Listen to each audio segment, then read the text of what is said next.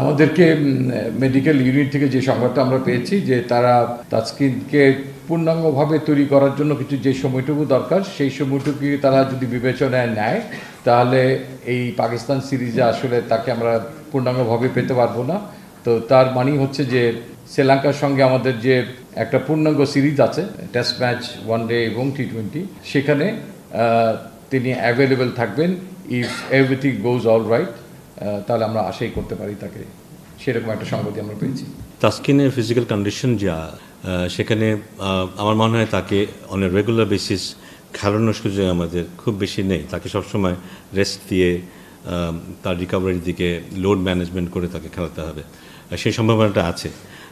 এমন একজন যে অন এ রেগুলার বেসিস খেলতে পারবে কি পারবে না এই চিন্তাভাবনা যদি কারোর ব্যাপারে থাকে, তাকে অধিনায়কত্বটা দেওয়াটা বোধহয় সমীচীন না।